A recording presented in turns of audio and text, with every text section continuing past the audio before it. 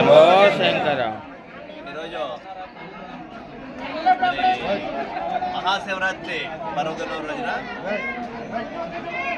ఈ ఉయ్యాల జంబాల అనేటువంటి ఈ పుణ్యక్షేత్రాన్ని దర్శించుకుని ఆ స్వామి యొక్క ఆశీస్సులు తీసుకోవడం జరిగింది.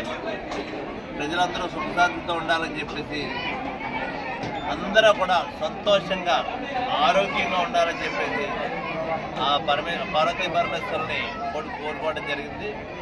ఇది ఒక పవిత్రమైనటువంటి రోజు, అద్భుతమైనటువంటి మహాశివరాత్రి అనేటువంటిది ఈ దేశం అంతా కూడా పరమేశ్వరుడు యొక్క ఉచ్చారణతో మారుమోగిపోయేటువంటి ఈ పర్వదినాన్న ఆ స్వామి యొక్క దర్శనం చేసుకోవడం అనేటువంటిది అదృష్టంగా భావిస్తూ ఈరోజు మహిళా దినోత్సవం కూడా అనేటువంటిది ఉంది.